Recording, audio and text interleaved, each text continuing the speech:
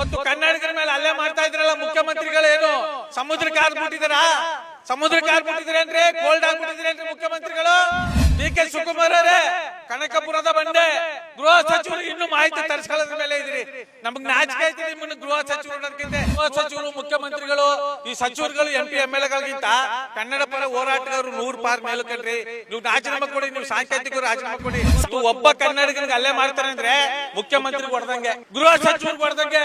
ನಿಮ್ನ ಹಿಡ್ಕೊಂಡು ಹೊಡಿಬೇಕಾ? ನಿಮ್ಮ ಎದಪಟ್ಟಿ ಹಿಡ್ಕೊಂಡು ಹೊಡಿಬೇಕಾ? ಲಕ್ಷ್ಮೀ ಹೆಬ್ಬಾಳ್ಕರ್ ಅವರು ಬೆಣ್ಣೆಯಿಂದ ಕೂದಲು ತೆಗೆದಾಗೆ ಮಾತಾಡ್ತಾರೆ, ಆದ್ರೆ ಕಾನೂನು ಬಹಿರವಾಗಿ ಮಾತಾಡ್ತಾರೆ, ಸಂವಿಧಾನ ವಿರೋಧಿಯಾಗಿ ಮಾತಾಡ್ತಾರೆ. ನಮ್ಮ ಕನ್ನಡ ನಾಡಲ್ಲಿ ಅವರು ಸಚಿವರಾಗಿರೋದಕ್ಕೆ ಅಕ್ಷಮ್ಯ ಅಪರಾಧ. ನಮ್ಮ ಕರ್ನಾಟಕದ ಬಸ್ಗಳ ಚಾಲಕರ ಮೇಲೆ ಕಪ್ಪು ಬಣ್ಣ ಹಚ್ಚುವುದರ ಮೂಲಕ ಚಾಲಕರಿಗೆ ಹಾಗೂ ನಿರ್ವಾಹಕರಿಗೆ ಮನ ಬಂದಂತೆ ಥಳಿಸಿ ಅವರ ಆಕ್ರೋಶಕ್ಕೆ ಗುರಿಯಾಗಿದ್ದಾರೆ. ಇದಕ್ಕೆ ಸಂಬಂಧಪಟ್ಟಂಗೆ ಇಡೀ ರಾಜ್ಯ ವ್ಯಾಪ್ತಿ ನಮ್ಮ ಕನ್ನಡಿಗರ ಆಕ್ರೋಶವನ್ನು ಹೊರ ಹಾಕ್ತಾ ಇದ್ದೇವೆ.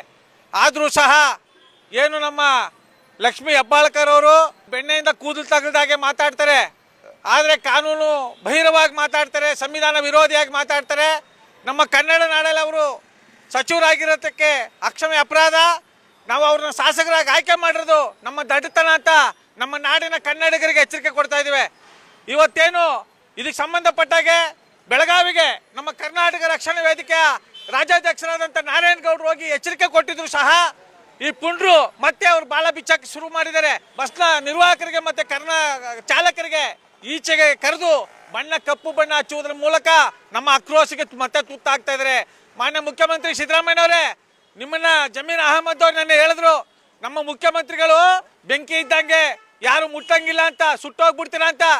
ಅಲ್ಲ ರೀ, ನಾಚಿಕೆ ಆಗ್ಬೇಕು ನಿಮ್ಗೆ ಜಮೀರ್ ಅಹಮದ್ ಅವರೇ, ನಾಚಿಕೆ ಆಗ್ಬೇಕು. ಕನ್ನಡಿಗರ ಮೇಲೆ ಈ ರೀತಿ ಅನ್ಯಾಯ ಆಗ್ತಾ ಐತೆ, ಈ ರೀತಿ ಕಪ್ಪು ಬಣ್ಣ ಹಚ್ತಾ ಇದ್ದಾರೆ, ಇಷ್ಟೊಂದು ದೌರ್ಜನ್ಯಗಳಾಗ್ತಾ ಇದೆ, ಇಷ್ಟೊಂದು ಏಟು ಹೊಡಿತಾ ಇದ್ದಾರೆ, ನಮ್ಮ ಕನ್ನಡಿಗರಿಗೆ ಏಟು ಹೊಡಿತಾ ಇದ್ದಾರೆ. ಮುಖ್ಯಮಂತ್ರಿಗಳು ಬೆಂಕಿ ಅಂತ ಹೇಳ್ತಿರಲ್ಲಪ್ಪ, 6 ಕೋಟಿ ಕನ್ನಡಿಗರನ್ನು ಉದ್ದೇಶಿಸಿ ಮುಖ್ಯಮಂತ್ರಿಗಳು ಪದಗ್ರಹಣ ಮಾಡಿರೋದು ಮುಖ್ಯಮಂತ್ರಿಗಳಾಗಿ. ಇವತ್ತು ಕನ್ನಡಿಗರ ಮೇಲೆ ಹಲ್ಲೆ ಮಾಡ್ತಾ ಇದ್ರಲ್ಲ ಮುಖ್ಯಮಂತ್ರಿಗಳೇನು ಸಮುದ್ರಕ್ಕೆ ಹಾರ್ಬಿಟ್ಟಿದಾರಾ?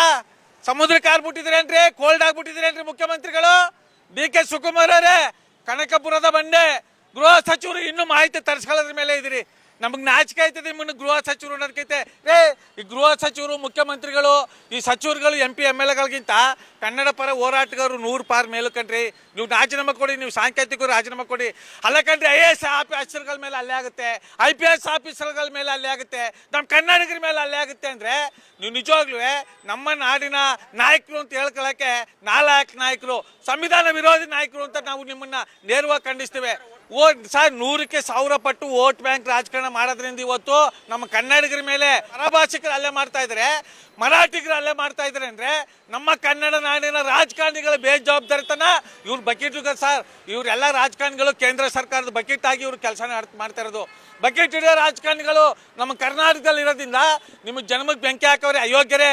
ಇವತ್ತು ಒಬ್ಬ ಕನ್ನಡಿಗನಿಗೆ ಹಲ್ಲೆ ಮಾಡ್ತಾರೆ ಅಂದ್ರೆ ಮುಖ್ಯಮಂತ್ರಿಗೆ ಹೊಡೆದಂಗೆ, ಗೃಹ ಸಚಿವರಿಗೆ ಹೊಡೆದಂಗೆ. ಯಾಕೆ ನಿಮ್ನ ಹಿಡ್ಕೊಂಡು ಹೊಡಿಬೇಕಾ? ನಿಮ್ಮ ಎದಪಟ್ಟಿ ಹಿಡ್ಕೊಂಡು ಹೊಡಿಬೇಕಾ? ಮರಾಠಿಗರು 6 ಕೋಟಿ ಕನ್ನಡಿಗರನ್ನು ಉದ್ದೇಶಿಸಿ ಪಾದಗ್ರಹಣ ಮಾಡಿದಿರೋ ಮುಖ್ಯಮಂತ್ರಿಗಳೇ. 6 ಕೋಟಿ ಕನ್ನಡಿಗರನ್ನ ಇವತ್ತು ಮುಖ್ಯಮಂತ್ರಿ ಮಾಡ್ತಾ ಇದ್ರಂತ. ಒಬ್ಬ ಕನ್ನಡಿಗನಿಗೆ ಹೊಡೆದ್ರು ಮುಖ್ಯಮಂತ್ರಿಗೆ ಹೊಡೆದಂಗಲ್ವಾ? ಗೃಹ ಸಚಿವರಿಗೆ ಹೊಡೆದಂಗಲ್ವಾ? ಉಪಮುಖ್ಯಮಂತ್ರಿಗೆ ಹೊಡೆದಂಗಲ್ವಾ? ನಾಚಿಕೆ ಆಗಲ್ವಾ ನಿಮಗೆ? ಬಪ್ಪೈಲಿ ಜಮೀರ್ ಅಹಮದ್ ಎಲ್ಲಪ್ಪ ಇದೆಯಾ? ಸಿದ್ದರಾಮಯ್ಯನವರು ಬೆಂಕಿ ಇದ್ದಂಗೆ ಅಂದಿಲ್ಲಪ್ಪ.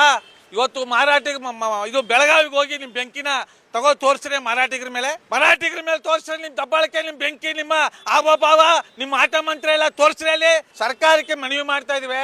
ಇವತ್ತು ಕರ್ನಾಟಕ ಸರ್ಕಾರಗಳೇ ನಿಮ್ಮ ಬೇಜವಾಬ್ದಾರದಿಂದ, ನಿಮ್ಮ ಬಕೆಟ್ ರಾಜಕಾರಣದಿಂದ, ನಿಮ್ಮ ಹಣ ಆಸ್ತಿ ಅಂತಷ್ಟು ದುಪ್ಪಟ್ಟು ಮಾಡ್ಕೊಳ್ಳೋ ಅವಿವೇಕಿತನದಿಂದ ಅನ್ಯಾಯಗಳು, ಅಕ್ರಮಗಳು, ದೌರ್ಜನ್ಯಗಳು, ಕೊಲೆಗಳು ನಿರಂತರವಾಗಿ ನಡೀತಾ ಇದೆ. ಪ್ರಾಮಾಣಿಕ ಅಧಿಕಾರಿಗಳನ್ನ ನೀವು ದುರ್ಬಳಕೆ ಮಾಡ್ಕೊತಾ ಇದ್ರಿ. ಅಧಿಕಾರಿಗಳಿಗೊಂದು ಎಚ್ಚರಿಕೆ ಕೊಡ್ತಾ ಇದ್ವಿ. IAS IPS ಓದಿರೋರು ನೀವು ನಿಜವಾಗ್ಲೂ ನಿಮ್ಮ ಅಪ್ಪ ಅಮ್ಮನಿಗೆ ಗೌರವ ತಳಿಸ್ಬೇಕು, ಸಂವಿಧಾನಕ್ಕೆ ಗೌರವ ಸಲ್ಪಿಸ್ಬೇಕು, ಸಂವಿಧಾನ ಡಾಕ್ಟರ್ BR ಅಂಬೇಡ್ಕರ್ ಅವರಿಗೆ ಗೌರವ ಸಲ್ಪಿಸ್ಬೇಕು. ಅಂದ್ರೆ ರಾಜಕಾರಣಿಗಳ ಬಗ್ಗೆ ತಗೋದ್ ಬಿಟ್ಟು ಜನಸಾಮಾನ್ಯರಿಗೆ, ಹೃದಯವಂತಿಕೆ ಜನಸಾಮಾನ್ಯರಿಗೆ ಇವಾಗ ಎಲ್ಲ ಪ್ರತಿಯೊಂದು ಸ್ಟೇಷನ್ಗಳಲ್ಲೂ ತಿಂಗಳಿಗೊಂದ್ಸತಿ 2 ತಿಂಗಳಿಗೊಂದ್ಸಲಿ ಸಾರ್ವಜನಿಕರ ಸಭೆ ಕರೆದು ಜನಗರ ಒಡನಾಟ ಇಟ್ಕೊಂಡು ಕೆಲಸ ಮಾಡಿ ಅಂತ ಸರ್ಕಾರದ ಅಧಿಕಾರಿಗಳಿಗೆ ಬೆಂಬಲ ಕೊಡೋದ್ರ ಮೂಲಕ ನಮ್ಮ ಆಕ್ರೋಶವನ್ನು ಹೊರಹಾಕ್ತೇವೆ.